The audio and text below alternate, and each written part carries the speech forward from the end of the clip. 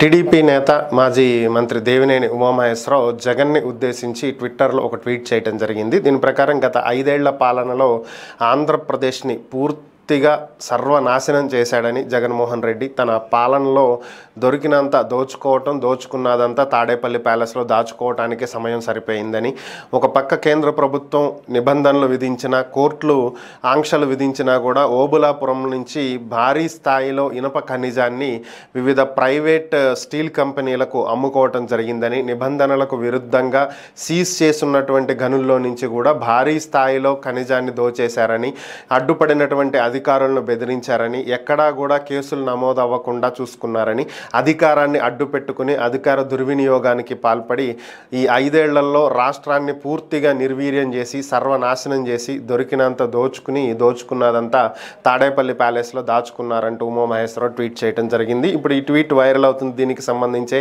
YCP శ్రేణులు కూడా భిన్నంగా స్పందిస్తున్నటువంటి పరిస్థితి. వైసీపీ అధినేత జగన్మోహన్ రెడ్డి మీద ఉండి ఎమ్మెల్యే రఘురామ కృష్ణరాజు చేసినటువంటి ఫిర్యాదు మేరకు హత్యాయత్నం కేసు నమోదు చేసిన విషయం తెలిసిందే. సో దీనికి సంబంధించి జగన్మోహన్ రెడ్డిని A3గా నమోదు చేశారు. దీనికి సంబంధించి కాకాణి గోవర్ధన్ రెడ్డి స్పందించడం జరిగింది. జగన్మోహన్ రెడ్డికి కేసులు ఏమీ కొత్త కాదని, గతంలో కూడా ఎన్నో కేసులు ఆయన మీద పెట్టారని, అక్రమంగా అప్పటి అధికార పక్షం ప్రతిపక్షమైన టీడీపీ కలిసి ఎన్నో కేసుల్లో ఆయన ఇరికించడం జరిగిందని, 16 నెలలు జైల్లో ఉండి వచ్చినటువంటి వ్యక్తి అని, ఆయన ఎటువంటి అక్రమాలకు పాల్పడలేదు కాబట్టి ప్రజలు ఆయన్ని ముఖ్యమంత్రిని చేశారని, గతంలో కూడా టీడీపీ ఇలాంటి వాటికే పాల్పడిందని, మరలా ఇప్పుడు ఇలాంటి కార్యక్రమాలే చేపడుతుందని, సో ఇలాంటి కేసులు ఇంకా ఎన్నో పెట్టే అవకాశాలు ఉన్నాయని, వీటన్నింటికీ భయపడేటువంటి వ్యక్తి జగన్మోహన్ రెడ్డి కాదని, జగన్కు కేసులు కొత్త కాదు అని చెప్పి ఆయన స్పందించడం జరిగింది. ప్రస్తుతం ప్రత్యేక హోదా అనేది ఒక ఐటమ్గా మారినటువంటి పరిస్థితి. ఎందుకు ఐటమ్ అనాల్సి వస్తుందంటే ప్రతి రాష్ట్రం కూడా మాకు ప్రత్యేక హోదా కావాలి అని అడుగుతున్న పరిస్థితి. ఒక పక్క కేంద్రంలో మద్దతు ఇస్తూనే జేడీయూ బీహార్కి ప్రత్యేక హోదా కావాలని చెప్పి ఒక తీర్మానం చేసి పంపించటం. ఎప్పుడైతే బీహార్ అడిగిందో ఏపీలో ఉన్నటువంటి ప్రతిపక్షాలు కూడా బీహార్ అడగంగా లేని చంద్రబాబు ఎందుకు అడగట్లేదు, చంద్రబాబు కూడా ప్రశ్నించాలి అని చెప్పి డిమాండ్ చేస్తున్నటువంటి పరిస్థితి. దీనికి సంబంధించి కేంద్ర మంత్రి స్పందించడం జరిగింది. ప్రత్యేక హోదా అనేది దేశంలో ఉన్నటువంటి ఏ రాష్ట్రానికి కూడా ఇచ్చే ప్రసక్తే లేదు, ఏ ఒక్క రాష్ట్రానికి కూడా ఇవ్వము. దీనికి సంబంధించి నీతి ఆయోగ్ స్పష్టమైనటువంటి మార్గదర్శకాలు ఇవ్వటం జరిగింది. దేశంలో ఏ రాష్ట్రానికి కూడా ప్రత్యేక హోదా ఇవ్వవద్దు అని చెప్పి నీతి ఆయోగ్ తేల్చి చెప్పడం జరిగింది. సో ఈ నేపథ్యంలో నీతి ఆయోగ్ ఆదేశాల మేరకు ఏ ఒక్క రాష్ట్రానికి కూడా ప్రత్యేక హోదా ఇవ్వట్లేదు. ఒకవేళ ఆర్థిక పరంగా రాష్ట్రాలు ఏవైనా వెనుకబడి ఉంటే అటువంటి రాష్ట్రాలకు ఆర్థిక పరమైనటువంటి సహాయం చేయడానికి కేంద్రం ఎప్పుడూ సిద్ధంగానే ఉంటుంది. బీహార్ ప్రత్యేక హోదా అడుగుతున్నటువంటి నేపథ్యంలో బీహార్ అభివృద్ధి కోసం ఆ రాష్ట్రానికి ప్రత్యేకంగా నిధులు కేటాయించటం కానీ, లేదంటే ప్రత్యేకంగా ఆర్థిక సహాయం చేయటానికి కానీ రాష్ట్ర అభివృద్ధికి ప్రధాని నరేంద్ర మోడీ కట్టుబడి ఉన్నారని, అంతే తప్ప బీహార్కే కాదు దేశంలో ఉన్న వేరే ఏ ఇతర రాష్ట్రానికి కూడా ప్రత్యేక హోదా ఇవ్వబడదు అని చెప్పి తేల్చి చెప్పేశారు. సో ఈ నేపథ్యంలో ఏపీకి ప్రత్యేక హోదా రావటం అనేది ఇక జరగదు అనేది క్లారిటీగా అర్థమైపోయినటువంటి పరిస్థితి.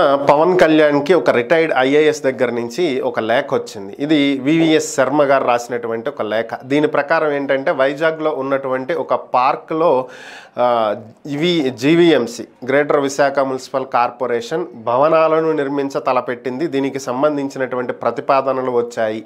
ఈ పార్క్ అనేది దాదాపుగా 108 రకాల పక్షులకు ఆవాసంగా ఉన్నటువంటి పార్కు. దీంట్లో గనక భవనాలు నిర్మించినట్లయితే జీవ సమతౌల్యం దెబ్బతింటుంది, పర్యావరణం దెబ్బతింటుంది. కాబట్టి దీని మీద వెంటనే చర్యలు తీసుకోవాలి అని చెప్పి పవన్ కళ్యాణ్కు ఒక లేఖ అందింది. ఈ లేఖ అందిన వెంటనే స్పందించినటువంటి deputy CM Pawan Kalyan GVMC అధికారులతోటి చర్చించడం జరిగింది. నిజంగానే ఇక్కడ ఏవైనా భవనాలు కడుతున్నారా, ఏవైనా సరే ప్రతిపాదనలు ఉన్నాయా అని చెప్పి వారిని అడిగి వివరాలు సేకరించడం జరిగింది. దీని ప్రకారం ప్రస్తుతం ఈ పార్కులో ఎటువంటి భవనాలు నిర్మించ తలపెట్టలేదని, అటువంటి ప్రతిపాదనలు కూడా ఏవీ లేవని, పర్యావరణం దెబ్బతినేటువంటి కార్యక్రమాలు ఏవీ కూడా చేపట్టట్లేదు అని చెప్పి జీవీఎంసీ అధికారులు పవన్ కళ్యాణ్కి స్పష్టం చేసినట్లుగా తెలుస్తుంది. ఈ వివరాలు సేకరించినటువంటి పవన్ కళ్యాణ్ ఒకవేళ అలాంటి ఉద్దేశాలు ఏమైనా ఉంటే మానుకోవాలని, పర్యావరణానికి హాని కలిగించేటువంటి నిర్మాణాలు ఏవీ కూడా చేపట్టవద్దని, పక్షుల ఆవాసాలను దెబ్బతీసే విధంగా ఎటువంటి నిర్ణయాలు తీసుకోవద్దని చెప్పి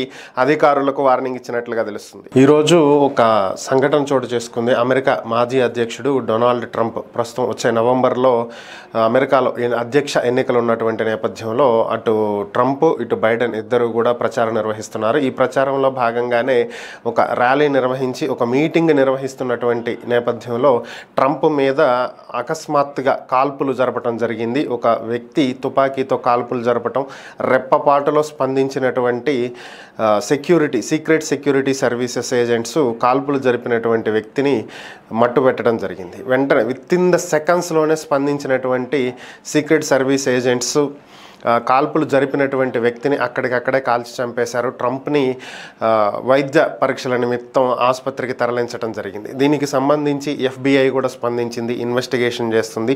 దీనికి సంబంధించి భారత ప్రధాని నరేంద్ర మోడీ స్పందిస్తూ, నా మిత్రుడు అమెరికా మాజీ అధ్యక్షుడు ప్రస్తుత అధ్యక్ష రేసులో ఉన్నటువంటి అభ్యర్థి డొనాల్డ్ ట్రంప్ మీద కాల్పులు జరపటం అనేది చాలా బాధాకరమని, ప్రజాస్వామ్యాన్ని అపహాస్యం చేసే విధంగా ఇలా ఎంత భద్రత ఉన్నా కూడా ఈ విధంగా ఒక అధ్యక్ష రేసులో ఉన్నటువంటి వ్యక్తి మీద కాల్పులు జరపటం అనేది కరెక్ట్ కాదని చెప్పి ఆయన స్పందించడం జరిగింది. త్వరలోనే ట్రంప్ పూర్తిగా కోలుకోవాలని, వచ్చే ఎన్నికల్లో విజయం సాధించాలని కూడా మోదీ ఆకాంక్షించడం జరిగింది. తల్లికి వందనం ఇదే ఇప్పుడు ఏపీలో హాట్ టాపిక్గా మారినటువంటి పరిస్థితి. ఇంట్లో ఎంతమంది పిల్లలుంటే అంతమందికి కూడా ఒక్కొక్కరికి 15,000 చొప్పున ఇస్తామని చెప్పి ఎన్నికలకు ముందు టీడీపీ తమ మేనిఫెస్టోలో పెట్టడం జరిగింది. అయితే దీనికి సంబంధించి ఇటీవల మార్గదర్శకాలు వచ్చినాయని, ఒక కుటుంబంలో ఒకరికి మాత్రమే ఇస్తామని చెప్పి అంటున్నారనేటువంటి వార్తలు సోషల్ మీడియాలో వైరల్ అయినటువంటి నేపథ్యంలో దీనికి సంబంధించి టీడీపీ స్పందిస్తూ భారతి గారి వీడియోని ఒకటి టెలికాస్ట్ చేయడం జరిగింది. దీన్ని సోషల్ మీడియాలో వైరల్ చేస్తూ, మాట తప్పింది మీరు, అప్పుడు మీరు ఇస్తామని చెప్పి సాక్షాత్తు మీ అధినేత సతీమణి చేసినటువంటి వ్యాఖ్యలు ఇవిగో చూడండి అని చెప్పి టీడీపీ వైరల్ చేస్తున్నటువంటి పరిస్థితి. దీనికి సంబంధించి మాజీ మంత్రి అంబటి రాంబాబు స్పందించడం జరిగింది. టీడీపీ ఎన్నికలకు ముందు ఒకటి, ఎన్నికల తర్వాత ఒకటి చెప్పటం కొత్త ఏమీ కాదని, గతంలో కూడా ఇదే విధంగా వ్యవహరించిందని, గెలిచిన తర్వాత మేనిఫెస్టోని వెబ్సైట్ నుంచి మాయం చేసిందని, కాకపోతే వైసీపీ అలాంటి పనులకు ఎప్పుడూ పాల్పడలేదని, తాము వెబ్సైట్లో ఇంకా వారి మేనిఫెస్టోని అలాగే ఉంచామని, దాని ప్రకారమే పథకాలను అమలు చేశామని, ఎన్నికలకు ముందు అందరికీ ఇస్తామన్నటువంటి ఎన్డీఏ కూటమి ఇప్పుడు ఒకరికే ఇస్తామనటం ఏంటని చెప్పి ఆయన ప్రశ్నించారు. ఇక భారతి గారు చెప్పారు, అంబటి రాంబాబు చెప్పాడు అంటే ఇట్స్ ఎ డిఫరెంట్ మ్యాటర్ అది. సో ఆమె మాట్లాడిన దానికి మేనిఫెస్టోలో చెప్పిన దానికి ఏమైనా సంబంధం ఉందా అని చెప్పి ఆయన ప్రశ్నించడం జరిగింది. మేనిఫెస్టోలో మేము స్పష్టంగా ఎంతమంది పిల్లలున్న తల్లికి 15,000 ఇస్తాము అని చెప్పి స్పష్టం చేశామని, అందరికీ కాదు అని చెప్పి ఆయన స్పష్టం చేయడం జరిగింది. ఇక షర్మిల గారు కూడా ఇదే విషయాన్ని ప్రస్తావించారని, ఆమె అది ఇంకొక డిఫరెంట్ మ్యాటర్ అని, ఆమెకు తల్లి మీద ఉన్న కోపంతోనో లేదంటే వదిన మీద అన్న మీద ఉన్నటువంటి కోపంతోనో కుటుంబ కలహాల వల్ల ఆమె ఇలాంటి వ్యాఖ్యలు చేస్తూ చంద్రబాబుకి సపోర్ట్ చేస్తూ ఉండొచ్చు, కానీ ఇందులో వాస్తవాలు లేవు. It's a different matter. So మేము కట్టుబడి ఉన్నాము, మీరు కూడా ఖచ్చితంగా తల్లికి వందనాన్ని అమలు చేయాలి. ప్రభుత్వం ఏర్పడి 40 రోజులు అవుతున్నా ఇప్పటి వరకు దాన్ని అమలు చేయకపోవటం ఏంటని ఆయన ప్రశ్నించడం జరిగింది. వచ్చే నెల మొదటి వారంలో తెలంగాణ సీఎం రేవంత్ రెడ్డి అమెరికా వెళ్ళనున్నట్లుగా తెలుస్తుంది. దీనికి సంబంధించే మొన్న ఆయన సికింద్రాబాద్లోని రీజనల్ పాస్పోర్ట్ ఆఫీస్కు వెళ్ళి ఆయన పాస్పోర్ట్ని రెన్యువల్ చేయించుకున్నట్లుగా తెలుస్తుంది. వచ్చే నెల 3వ తేదీ నుంచి 10వ తేదీ వరకు ఆయన అమెరికాలో ఉండనున్నట్లుగా సమాచారం. అయితే ఇది అధికారిక పర్యటన లేదంటే ఆయన వ్యక్తిగత పర్యటన అనేటువంటి అంశాలు మాత్రం ఇంకా తెలియరాలేదు. అయితే ఈ పర్యటనలో ఆయన పలువురు పారిశ్రామికవేత్తలను కలవనున్నారని, తెలంగాణలో పెట్టుబడులు పెట్టేందుకు వారితో చర్చలు జరపనున్నారనేది సమాచారం. ఒకవేళ అదే నిజమైతే అది అధికారిక పర్యటన అవుతుంది కానీ వ్యక్తిగత పర్యటన అయితే కాదు. మరి ఓవరాల్గా దీనికి సంబంధించి అధికారిక ప్రకటన అయితే ఇంకా తెలంగాణ సీఎంఓ నుంచి వెలువడలేదు. ఇది విశ్వసనీయ వర్గాల సమాచారం. సో దీన్ని ప్రస్తుతం ఇదే వార్త సోషల్ మీడియాలో వైరల్ అవుతున్నటువంటి పరిస్థితి. మన భూమి చుట్టూ వందల శాటిలైట్లు తిరుగుతూ ఉంటాయి, ఇది అందరికీ తెలిసిందే. దాదాపుగా స్పేస్ ఏజెన్సీలు ఉన్నటువంటి ప్రతి దేశం కూడా కొన్ని శాటిలైట్లను పంపిస్తుంది. ఎక్కడి వరకు ఎందుకు, మన ఇండియానే ఇతర దేశాలకు చెందినటువంటి శాటిలైట్లు కూడా కలుపుకుని వందల సంఖ్యలో ఇస్రో షార్ నుంచి పంపించినటువంటి దాఖలాలు మనకు తెలిసిందే. సో అయితే ఇప్పుడు దీని గురించి ఎందుకు చెప్పుకోవాల్సి వస్తుంది అంటే త్వరలో ఒక 20 శాటిలైట్లు భూమి మీద పడనున్నాయి అనేది సమాచారం. ఏంటి ఇది ఒక్కసారిగా 20 శాటిలైట్లు కుప్పకూలిపోవటం ఏంటి అంటే మ్యాటర్ ఏంటంటే అమెరికాకు చెందినటువంటి స్పేస్ ఎక్స్ సంస్థ, ఎలన్ మాస్క్కి సంబంధించినటువంటి private space agency space X పేరుతోటి వీళ్ళు అంతరిక్ష ప్రయోగాలు పరిశోధనలు చేస్తూ ఉంటారు. సో వీళ్ళు స్పేస్ ఎక్స్ రాకెట్ ద్వారా 20 శాటిలైట్లని, వివిధ దేశాలకు చెందినటువంటి 20 శాటిలైట్లని నిన్ననే ప్రయోగించడం జరిగింది.